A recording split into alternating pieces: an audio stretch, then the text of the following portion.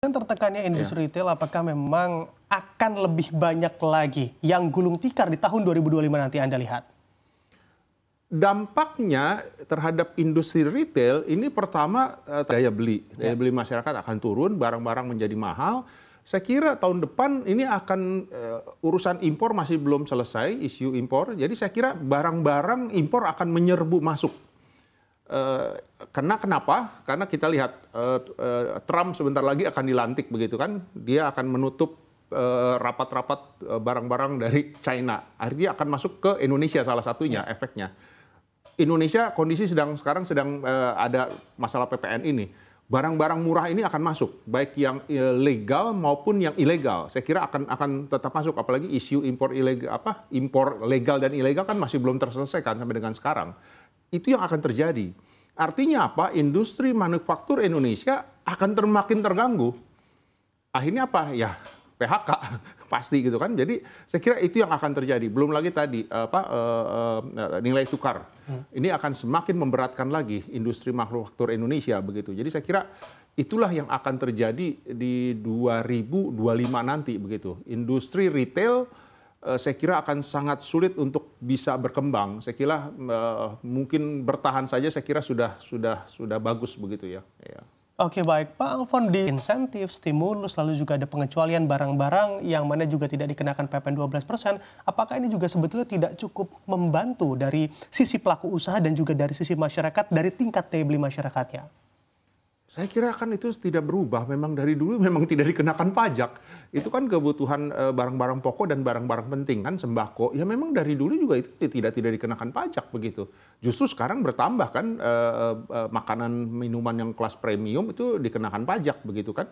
Dan kemudian juga listrik begitu kan, listrik untuk kalangan daya tertentu yang di atas itu kan dikenakan pajak juga sekarang. Justru itu bertambah. Yang lain-lainnya kan sebetulnya memang dari dulu tidak dikenakan pajak begitu.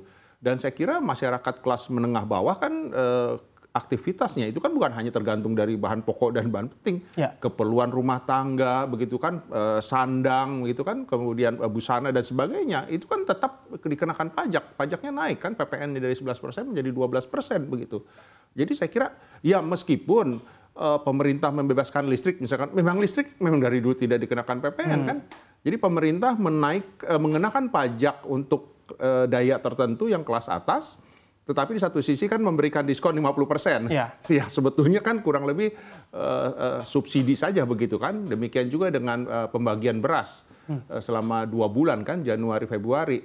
Karena pemerintah mengenakan PPN untuk makanan minuman yang kelas premium kan. Ya, jadi saya kira ya ini tidak akan terlalu berdampak terhadap masyarakat khususnya untuk bantuan sosial ini di Januari dan Februari. Yang harus diperhatikan adalah di Indonesia itu setelah Idul Fitri itu selalu masuk low season di industri retail. Itu selalu begitu.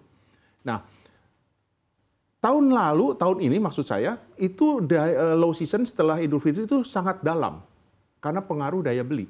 Oke. Tahun depan ini kan Ramadan dan Idul Fitrinya makin maju. Yang akan terjadi apa? Low seasonnya akan menjadi panjang. Karena Idul Fitrinya maju. Q1 itu relatif aman sebetulnya karena tadi ada tahun baru, ada Imlek dan Ramadan, Idul Fitri. Tahun depan panjang low seasonnya. Ditambah lagi dengan sekarang masalah PPN ini. Kami khawatir tahun depan low seasonnya panjang dan dalam. Oke. Kalau tahun ini dalam, tahun depan panjang dan dalam. Apalagi pemerintah hanya memberikan bantuannya di Januari dan Februari. Padahal low seasonnya itu setelah Idul Fitri. Yang itu akan panjang sekali sampai dengan masa sekolah, libur sekolah. Ini kalau kita bicara tren belanja di industri retail. Natal tahun baru. Karena Natal tahun baru itu kan puncak kedua setelah Ramadan dan Idul Fitri. Ini justru yang sangat krusial, justru tidak diberikan apa-apa kan. Hanya fokus di Januari, Februari. Nah, ini akan jadi masalah buat industri retail begitu. Tahun depan ini akan panjang dan dalam low season-nya. Begitu. Jadi saya kira itulah kenapa saya sampaikan bahwa kekhawatiran industri retail tahun depan akan semakin tertekan begitu. Belum ditambah isu-isu tadi begitu. Jadi saya kira kenaikan UMP gitu kan, pemerintah menaikkan, saya kira sebetulnya itu satu harapan untuk bisa menaikkan daya beli ya. Terlepas saya bicara persentasenya, tetapi itu adalah sebetulnya harapan untuk bisa mendongkrak daya beli masyarakat, khususnya kelas menengah bawah. Tetapi ditambah dengan macam-macam ini, pemerintah tetap memutuskan PPN naik begitu ya. Meskipun tadi yang saya sampaikan ada bantuan sosial dan sebagainya, tapi saya kira itu tidak cukup membantu. tidak akan cukup gitu. Jadi karena hanya 2 bulan.